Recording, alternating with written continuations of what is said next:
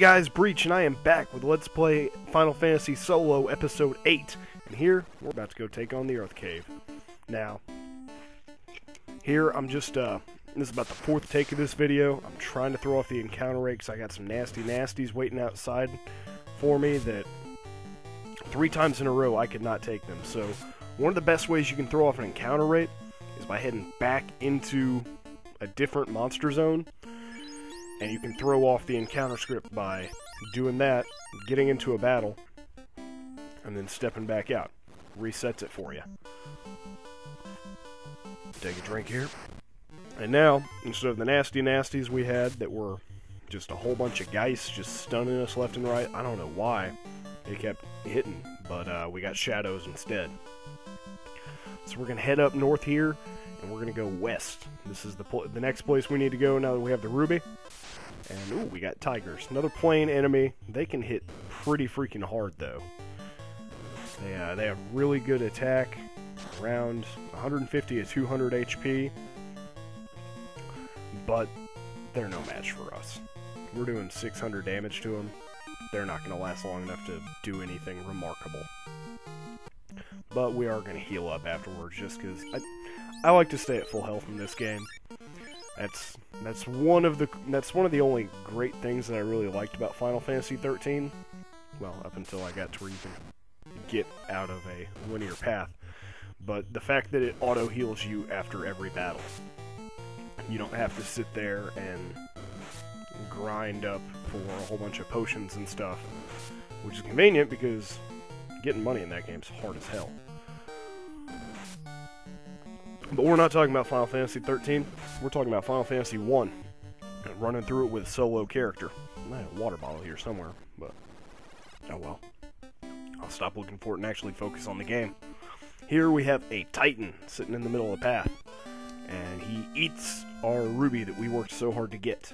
But you know what, he's out of our way now, so we can actually move on, and let's go down and check out what's in this room. We got more tigers. Let's go ahead and run from them. Yeah, 18 damage, weak sauce, 32, and holy critical hit, 102. Yeah, that's another one of the reasons why we want to stay around full health for most of the areas in the game. That and it's just good practice whenever you're running solo, because if you die, you don't have a fallback plan. Your fallback plan is go back to the last place you saved. We got a great... Oh, that's a great axe, that's right. I thought we were going to get an item here that would help us out against all those little undead bastards, but that's not until another area later in the game. Never mind, we didn't even need to come down here, except now we got more crap we can sell later. So, I guess it's okay.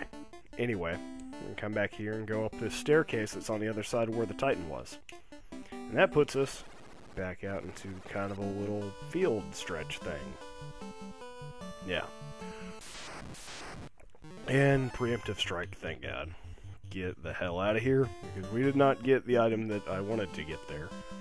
Because that item does not exist until much later in the game. But we're going to come down here, go into this cave, and not quite yet. We have some shadows that just think that they need to get in the way. Not today, guys, though. I'm on a mission, and this video is already going to run long. Because I want to be through with the Earth Cave by the end of this episode. That way we can move on to being happy again, not having to worry about dying at every single corner, and the rest of the game is just going to be a breeze. And here we got an old man sitting in a cave, just sitting around being an old man. Use this rod behind the vampire's room, hiding deep inside, you will find the cause of the Earth's rot. And old man in the cave just gave us his rod. Now, I know what you're thinking. There's an old man just sitting out here in a cave. Maybe it's not a cave, maybe it's a windowless van. He wants to offer you his rod. You should probably not accept it, but this time it is an actual rod, not anything else. So we want to go ahead and take that. I mean, if the old man asks us if the rod smells like chloroform, we're going to say no, and we're going to get the hell out. But this time we actually want to take it. So we're going to go back through the Titan's Tunnel. Love that name for that. I love this background. It's such an awesome little place. I wish there would have been more to do with this. But unfortunately, nay. There is not. only arachnids. And I can't remember if we ran into their palette swap, the spider, back in the Temple of Fiends, but that's one of the first enemies that can poison you, is the spider. And they're difficult at the point where you face them, but they're not as bad as the creeps in that place. And shadows, yeah, we know who shadows are. Not like Shadow from Final Fantasy, what is it, 6? Yeah, it's 6. Yeah, that guy's a beast. But we don't want to deal with these shadows. We just want to run, and we don't have time for your shadow shenanigans. Come on, how many of you are there? Literally all 6 of them got hits off. It felt like 8 or 9 of them did. But, oh, yep. More ghouls and geists. Better than ghosts and goblins, I guess. And we're just gonna go back to the Earth Cave. We're gonna backtrack to where we were before. Yeah. Oh, and not quite yet. Hopefully, since we didn't get a preemptive strike, this goes well. If not, I don't know what I'm gonna do, because this is annoying. Well, no paralyze yet, and we get to run. Okay, and here we are at the Earth Cave. And I'm gonna go ahead and use a tent, and... crap. Someone's at the door, I'll have to go. Yeah. There we go, yeah, I'm back. Had to take a pause break to go answer the door. So, not a big deal, just cut out me standing there for minutes. I'm sure you wanted to watch that. Listen to me talk to my landlord a little bit about, I don't even know. She's just saying hey. I don't get why old people feel the need to just say hey all the time, but it's whatever. Gargoyles, yes, we know who you are. In this room, again, you're just gonna navigate through the maze. Oh, yeah, the Earth Cave is... I like the music, but it's one of the most annoying places in the game. Because you do all your grinding at that Hall of Giants, and then from then on out, it just throws enemy after frickin' enemy at you. And half of them can stun you, instant kill you, or just hit you like a mofo, just as hard as they freaking can. All starting at this room. Keep your eyes open. Again, I don't know what it means to keep your eyes open in a video game, but keep your eyes open. Especially in a turn-based JRPG. I don't know how you stay on guard. But we're gonna do that here. We're gonna stay on guard. And keep on trucking along. I can't remember if I talked about the rooms or not. I may have in the last episode, but all these rooms just contain like gold and crap weapons and armor that aren't even as good as what you already have. Not like some of the later caves and stuff where you'll actually find good stuff that you can use in that cave.